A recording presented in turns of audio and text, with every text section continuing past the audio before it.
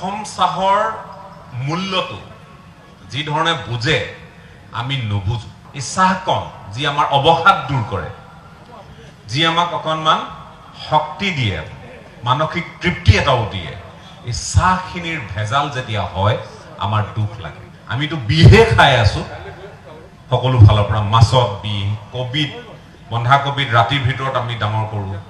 কৰ্মসূত্ৰে হায়দৰাবাদত আছিলোঁ 2018-19 এটা বছৰ মই হায়দৰাবাদত এটা সংবাদ প্ৰতিষ্ঠানৰ দায়িত্ব লৈ তাত আছিলোঁ। এদিন দুৰ্গা পূজা হ'ল। দুৰ্গা পূজাত আমি বাহিৰত থাকিলে অকণমান আমাৰ জাতীয়তাবাদ বেছিকৈ উঠলি উঠে। এই দুৰ্গা পূজাত কাণত গামোচা এখন লৈ ওলাই গ'লোঁ। কোনোবা অসমীয়া মানুহ পালেও পালোঁ, চিনাকি হ'লেও হ'লোঁ, এনেধৰণে। আৰু গামোচাখন থাকিলে নিজৰ মানুহখিনিৰ মান এষাৰ দিয়ে। ছেকেন্দ্ৰাবাদত পূজাখন হৈছিল আৰু সেই পূজাখন উপভোগ কৰি তাত সেৱা আগবঢ়াই আমি উভতি আহিলোঁ। আৰু আমি একাপ চাহ খোৱাৰ তাৰণা জাগিল, একাপ চাহ খাব লাগিব। ক'লে যে তাত ইৰাণী চাহ, মানে ইৰাণী চাহ বুলি কয়, ইৰাণী চাহ বৰ ধুনীয়াকৈ বনায়। হায়দৰাবাদত ইৰাণী চাহ বিখ্যাত। মানে ভাবিলোঁ ইৰাণী চাহ একাপ খোৱা যাওক। ইৰাণী চাহকাপ খাবলৈ সোমালোঁ। বনোৱাৰ পদ্ধতিটো চাই আছোঁ। মোৰ মনত পৰিল মোৰ নিজৰ ঘৰ শিৱসাগৰৰ শিমলুগুৰি। শিমলুগুৰি ৰেল ষ্টেচনত বনোৱা চাহকাপলৈ মনত পৰিল। এফালে চাহ উতলি থাকে, এফালে গাখীৰ উতলি থাকে। তাতেই সোৱাদকণ আছে। বৰ সাংঘাতিক ধৰণে চাহকাপ তেওঁলোকে বনাইছে। তাৰ পৰা মই সুধিলোঁ, হিন্দীতে সুধিলোঁ, হায়দৰাবাদী ষ্টাইলটো অলপ বেলেগ হিন্দী কথা পতাৰ। মই সুধিলোঁ যে ইয়ে চায় কাহাঁ সে আয়া, সিহঁতৰ ষ্টাইলত আছে। তো মোক চাহ বিক্ৰেতাজনে ক'লে এ আসামটি হে চাহ। মই ক'লোঁ হাম ভি আসাম সে আয়া। তেতিয়া তেওঁ খুব ধুনীয়াকৈ চাহকাপ খোৱালে। সেই চাহকাপৰ সোৱাদ অসমৰ ঠাই বিশেষেহে পোৱা যায়। মানে মই হায়দৰাবাদৰ পৰা 2500 কিলোমিটাৰ, মই যেতিয়া তাৰ পৰা মোৰ উভতনি যাত্ৰা হ'ল, এবছৰ থাকি যেতিয়া মই গুচি আহিলোঁ একেবাৰে হায়দৰাবাদৰ পৰা, মই নিজৰ গাড়ী লৈ আহিছোঁ। মোৰ লগত এগৰাকী মোৰ ভাতৃ আছিল, খুব মৰমৰ, তেওঁ আজি প্ৰয়াত বাৰু। আমি আহি থাকোঁতে যিমান ঠাইত পাইছোঁ চাহকাপ, ধুনীয়া চাহ, উৰিষ্যাত ধুনীয়া চাহ, হাইৱেৰ কিনাৰত চাহ, কলকাতাত চাহ, অসম আহি সোমালোঁ ফিকা চাহ। অসম অহাৰ লগে চাহকাপৰ সোৱাদ নোহোৱা হ'ল। তেওঁলোকে অসম চাহৰ মূল্যটো যি ধৰণে বুজে আমি নুবুজো। তেওঁলোকক আপুনি ইয়াৰ পৰা গুৰি এখিনি যদিও দিয়েগৈ, তাতো হয়তো অকণমান সোৱাদ উলিয়াবলৈ যত্ন কৰিব, কাৰণ তেওঁলোকে এইখিনি মহামূল্যৱান সম্পদ বুলি ভাবে। অসম চাহ, ব্ৰেণ্ড আছাম। কিন্তু আমাৰ দুৰ্ভাগ্যটো ক'ত, আমি গম পাই আছো, আমি আলোচনা কৰি আছো, বিভিন্নজনৰ মুখত মই ইয়াতো শুনিছোঁ। মই ক্ষুদ্ৰ চাহ খেতিয়ক সন্থাৰ বিষয়ববীয়াসকলৰ সৈতে দীৰ্ঘদিন ধৰি কথাও পাতি আছোঁ। নিজেও ভিন্ন সময়ত ক্ষুদ্ৰ চাহ খেতিয়কৰ সমস্যা, এই তাহানিৰ পৰা যেতিয়াৰ পৰা আমাৰ এই যাত্ৰা, আজি 25 বছৰীয়া এই যাত্ৰা আৰম্ভ হৈছিল সাংবাদিকতাৰ, তেতিয়াৰে পৰা আমি দেখি আছোঁ সমস্যাসমূহ। ব্ৰেণ্ড আছাম বা অসম চাহ, ইয়াৰ মূল্যায়ন আমি যেন অসমীয়া মানুহখিনিয়ে বা এই বৃত্তিটোত জড়িত মানুহখিনিয়ে আমি সঠিকভাৱে যেন অনুধাৱন কৰিব পৰা নাই। মই ৰজা ঘৰৰ কথা নকলোৱেই, বা আমি নিজেও নহ'লেনো আজি এই বাইদেউগৰাকীয়ে, আজি দাস বাইদেৱে যিখিনি কথা ক'লে, মই তেওঁৰ কথাখিনিয়ে শুনিলোঁ আহি, যে চাহৰ গুণগত মান, চাহপাতৰ গুণগত মান, কৃষি পদ্ধতিত অৱলম্বন কৰা অকণমান আমাৰ ফালৰ পৰা হোৱা অন্যায় পদ্ধতিসমূহ। আমিতো বিহে খাই আছো সকলো ফালৰ পৰা, মাছত বিহ, কবিত, বন্ধাকবিত ৰাতিৰ ভিতৰত আমি ডাঙৰ কৰোঁ, জাতিলাও আমি ডাঙৰ কৰোঁ ৰাতিৰ ভিতৰত, আমিতো বিহে খাই আছো এক প্ৰকাৰ। এই চাহপাত, এই চাহকণ যি আমাৰ অৱসাদ দূৰ কৰে, যি আমাক অকণমান শক্তি দিয়ে, মানসিক তৃপ্তি এটাও দিয়ে, এই চাহখিনিৰ ভেজাল যেতিয়া হয় আমাৰ দুখ লাগে। ই অকল এই বৃত্তিটোৰ সৈতে জড়িত বা এই খেতিৰ সৈতে জড়িত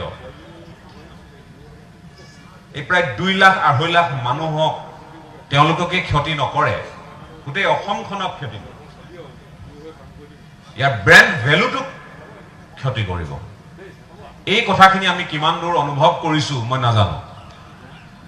এতিয়া আজি ইয়াত মই নিজেও উপলব্ধি কৰোঁ যে আমাৰ জাতিটো বৰ সাংঘাতিক ধৰণৰ জাতি এটা। মোক কোনোবাই গালি পাৰিলেও সমালোচনা কৰিলেও উপায় নাই। 70টা 80টা সংগঠন থকা জাতি এটা সংঘবদ্ধ জাতি বুলি আপুনি কেনেকৈ ক'ব? হয়নে? সংগঠন বহুত আছে আমাৰ অসমত, অৰ্গেনাইজেশ্যন বহুত আছে, but we are not organised at all. আমি সংগঠিত নহয়। মই এই কথাষাৰ বিভিন্ন সময়ত কৈ আহিছো। মই ক্ষুদ্ৰ চাহ খেতিয়কসকলো কিমান সংগঠিত ৰূপত আছে মই নাজানো, কিমান সংগঠিত ৰূপত আছে, কি ধৰণে নিজৰ সমস্যাৰাজিক তেওঁলোকে লৈ যাবলৈ যত্ন কৰিছে। ইয়াৰ আগত গণগৰ্জন কাৰ্যসূচী আমাৰ চেনেলত বুলিয়ে নহয় আন আন সংবাদ মাধ্যমৰ জৰিয়তে সম্প্ৰচাৰ হৈছে। কিন্তু এই জাতিটো সংগঠিত নোহোৱাৰ কাৰণে এইটো অন্যতম এটা কুটিৰ শিল্প বুলি আমি ধৰিব পাৰোঁ। এই শিল্পটো ক্ৰমাৎ প্ৰত্যাহ্বানৰ সন্মুখীন হৈ আছে, ভাবুকিৰ সন্মুখীন হৈ আছে। আচ্ছা, আপোনালোকে আমি সকলোৱে গম পাওঁ বোলে আজি গহপুৰত এখন গাড়ী ধৰিলে, বোলে কিহৰ গাড়ী ধৰিলে? অৰুণাচলী সুৰাৰ গাড়ী ধৰিলে। বোলে তিনিচুকীয়াত এখন গাড়ী জব্দ কৰিলে আবকাৰী বিভাগে, বোলে কিহৰ গাড়ী জব্দ কৰিলে? বোলে অৰুণাচলী সুৰাৰ গাড়ী জব্দ কৰিলে। তাৰমানে অসমত নিষিদ্ধ। কিন্তু এইটো আমি শুনিলো নে কোনোবা দিনা যে অৰুণাচলী চাহপাতটো জব্দ কৰিছে বুলি? কোনোবা দিনা শুনিলো নে নাগালেণ্ডৰ পৰা অহা চাহখিনি জব্দ কৰিছে বুলি? কি কাৰণে জব্দ কৰিব লাগে সেই প্ৰশ্নৰ উত্তৰ আপোনালোকে জানে। এই কাৰণে জব্দ কৰিব লাগে, মাটিৰ গুণাগুণ, চাহৰ গুণাগুণত তাৰতম্য আছে, পাৰ্থক্য আছে। নহলে দাৰ্জিলিঙৰ মানুহখিনিও বেছি বিক্ৰী হওক বুলি দাৰ্জিলিং টি নাম নিদিয়া আছাম টি বুলিয়েতো কৰিব পাৰিলেহেঁতেন ব্যৱসায়। তো দাৰ্জিলিঙত দাৰ্জিলিং টি, আপোনাৰ কেৰালাত কেৰালা টি, এইবোৰ হৈছে এতিয়া লাহে লাহে। তেনে ক্ষেত্ৰত আমি এই অৰুণাচলৰ চাহখিনি আনি অসমৰ লগত মিলাই বটলি ফেক্টৰীত দিছে, নাগালেণ্ডৰ পৰা আনি চৰাইদেউত দিছে, কোনোবা 150 কিলোমিটাৰ দূৰৰ পৰা আনিছে চাহপাত, আৰু তাৰ গুণাগুণ সেই কি পৰ্যায়ত আছে নজনাকৈ আমি আনি লৈ আছো, আৰু আমাক প্ৰফিট লাগে, প্ৰফিট মেকিং। বটলি একাংশ ফেক্টৰী এইবোৰ কাম কৰি আছে। পুঁজিপতিৰ শাৰীলৈ মই যোৱাই নাই, সেইখিনিতো বাৰু দীঘলীয়া হ'ব। গতিকে এই কামখিনি আমি কিয় কৰিব পৰা নাই? টি বোৰ্ডৰ আমোলাসকলে গুৱাহাটীত শীততাপ নিয়ন্ত্ৰিত কোঠাত বহি তেওঁলোকে কি নিয়ন্ত্ৰণ কৰি আছে? এই প্ৰশ্নবোৰ কৰিবৰ মন যায়। তেওঁলোকৰ দায়িত্ব কি? তেওঁলোকৰ কৰ্তব্য কি? তেওঁলোকৰ কাম এইটোৱে নহয় যে তেওঁলোকে ৰুল ফ্ৰেম কৰিব, নীতি তেওঁলোকে ঘোষণা কৰিব, নীতি অৱলম্বন কৰিব, কথাবোৰ কৈ থাকিব। তেনেধৰণেতো কথাবোৰ নিশ্চয় নহয়। আজি আপোনালোকে নিজেই এইখিনি ভুক্তভোগী। মই যিমান দূৰ মোৰ অনুমান আপোনালোক ভুক্তভোগী। কোনবোৰ বিষয়ত ভুক্তভোগী? যে অৰুণাচলতো তাত এতিয়াতো তাতে চিটিচিও হয় বোধ হয়, বটলি ফেক্টৰী তাতো আছে। সেইখিনি আছাম ব্ৰেণ্ড বুলি বাহিৰলৈ ওলাই যায়, আছাম টি বুলি বাহিৰলৈ ওলাই যায়। এইবোৰ কথা জানো মিছা? এইবোৰ কোনে কৰি আছে কামখিনি? আমাৰ জাতীয়তাবাদটো এইবোৰ বিষয়ৰ সৈতে সম্পৃক্ত নহয় নেকি? এইবোৰ আমাৰ জাতীয় ইস্যু, জাতীয় বিষয় নহয় নেকি? আমাৰ জাতীয় সংগঠনসমূহৰ সহযোগিতা আপোনালোকে পাইছে নে পোৱা নাই? সংবাদ মাধ্যমে সময় সাপেক্ষে বা বাতৰি কৰি আছে। মই ভাবিছো অন্তত মই এইখিনি কথা আপোনালোকক ক'ব পাৰো, মোৰ হাতত বেলেগ অস্ত্ৰ নাই।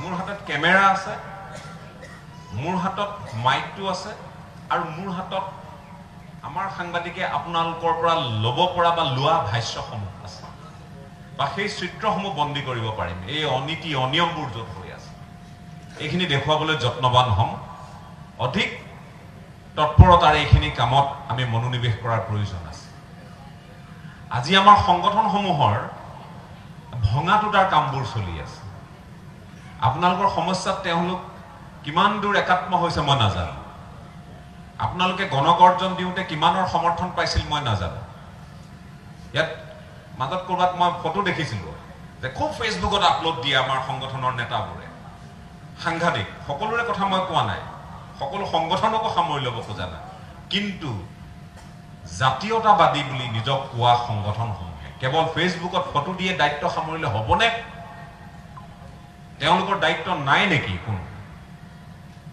চৰকাৰৰ ঘৰলৈ আহি আছো লাহে লাহে কিন্তু আমি অন্ততঃ অনুভৱ কৰোঁ যে তেওঁলোকে দেখিছে বোধহয় ইয়াত বৰ সাংঘাতিক ধৰণৰ আপোনালোকৰ পৰা ভৱিষ্যত দিনলৈ পাবলগীয়া সহায় সহযোগিতা হয়তো নাথাকিব মোৰ অনুভৱ এটা হয় কৰোঁ কেতিয়াবা আৰু লগতে হয়তো তেওঁলোকে বিষয়টো বুজিয়ে পোৱা নাই কিমান ভিতৰলৈ সোমাই আছে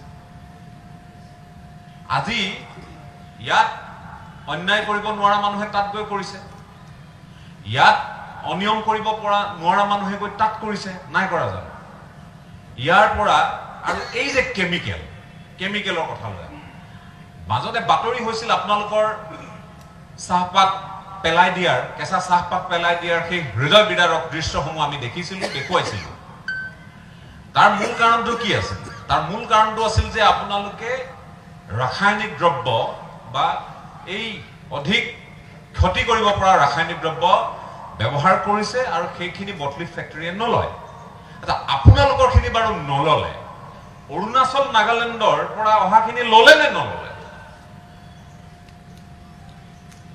আমাৰ প্ৰশাসনে কথাবোৰ বা এই বটলিফ ফেক্টৰীৰো একাংশ মানুহে কথাবোৰ কিমান তেওঁলোকে অনুধাৱন কৰে বটলিফ ফেক্টৰীৰ সন্মুখত অসমীয়া মানুহ থাকে কিন্তু পাছতো বনিয়া থাকে শব্দটো কোৱাৰ কাৰণে যাতে কোনেও বেয়া নাপায় পাছত ব্যৱসায়িক দৃষ্টিভংগী থাকে আঁৰত তেওঁলোক থাকে পলিচি নীতি নিৰ্ধাৰণত তেওঁলোকৰ অধিক হস্তক্ষেপ থাকে কাৰণ তেওঁলোকে চৰকাৰ ভাঙে তেওঁলোকে চৰকাৰ পাতে তেওঁলোকে অন্যতম এই চৰকাৰ ভঙা পতা খেলৰ অংশীদাৰ অপ্ৰিয় সত্য কথা আমি গম পাওঁ এইবোৰ কথা নহলে আজি শাসকৰ মানুহো নাই আজি বিৰোধীৰ মানুহো নাই কিয় নাই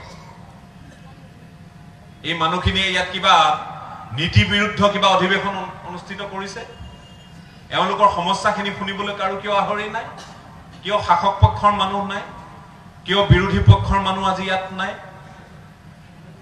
কিয় এই অনুষ্ঠান মই শুনা মতে মই পোৱা অভিযোগ মতে ইয়াৰ স্থানীয় বিধায়কে বিফল কৰিবলৈ উঠি পৰি লগাৰ আঁৰত কি সেইখন যদি ৰচনা ইয়াত মিলিবলৈ হয় শেষেই নহব ইয়াৰ স্থানীয় বিধায়কগৰাকী ACMSৰো তেওঁ কিবা দায়িত্বত আছে নহয় সাধাৰণ সম্পাদক নেকি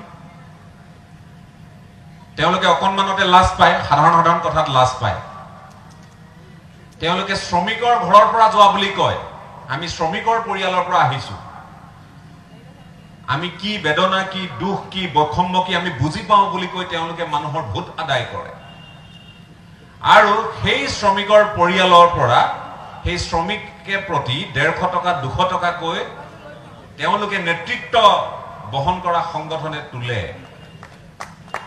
হয়নে আৰু এইবোৰ কথা বাতৰিত দেখুৱালে তেওঁলোকে দুজনমান মানুহক লৈ গৈ সংবাদ প্ৰতিষ্ঠানৰ বিৰুদ্ধে ধৰ্ণা দিয়ে এয়া আপোনালোকৰ এই সমষ্টিটোৰ বিধায়কৰ কথা মই কৈ আছো ৰূপেশ গোৱালা নিজে ব্ৰেণ্ডেড কাপোৰ পিন্ধিলে নহব ৰূপেশ গোৱালা ডাঙৰীয়া এই চাহ বাগিচাৰ উত্তৰণ ঘটাব লাগিব শ্ৰমিক অকল সেই লাইনতে থাকিব লাগিব এই মানুহখিনি এনে ধৰণৰ নহয় পৱন সিং ঘাটোৱাৰ ৰূপেশ গোৱালা এই মানুহখিনি অকণমান কথাবোৰ বুজা উচিত আৰু তেওঁলোকৰ তথাকথিত ৰঙা চকু আৰু এই দাদাগিৰিবোৰক অন্ততঃ আমাৰ নিচিনা মানুহে ভয় নকৰে গম পাইছেনে? আজি এই অনুষ্ঠান বিফল কৰাৰ ষড়যন্ত্ৰত লিপ্ত হোৱা বুলি মই অভিযোগ পাইছো। মই কোৱা নাই তেওঁলোক জড়িত বুলি, কিন্তু অভিযোগ পাইছো। অভিযোগবোৰ সঁচা মিছা তেওঁলোকে কওক। ইয়াৰ আয়োজক সমিতিৰ মানুহক মাতি নিবলৈ ধমকি দিছে। আৰু ইয়ালে শাসকো আহিব লাগিব, ইয়ালে বিৰোধীও আহিব লাগিব, ইয়ালে সাংবাদিকো আহিব লাগিব। আৰু এই কাৰণে আহিব লাগিব, কথাবোৰ জানিব লাগিব। শাসক পক্ষইও বুজিব লাগিব, বিৰোধী পক্ষইও বুজিব লাগিব, বিৰোধী বিধায়কেও বুজিব লাগিব, সকলোৱে বুজিব লাগিব যে কি হৈ আছে। তোমালোকেতো নীতি নিৰ্ধাৰক, তোমালোকে জনপ্ৰতিনিধি, তোমালোকক আমি ইয়াত চিয়াহীখন লগাই ভোট দিছো, ইভিএমত বুটাম টিপিছো। তোমালোকে জানিব লাগিব এইবোৰ কথা কি হৈ আছে ইয়াত। আৰু তেওঁলোক থকা হলে, মই আৰু এষাৰ কথা কওঁ, তেওঁলোক থকা হলে ধেমা ধৰাৰ সংখ্যাও বাঢ়িলেহেঁতেন।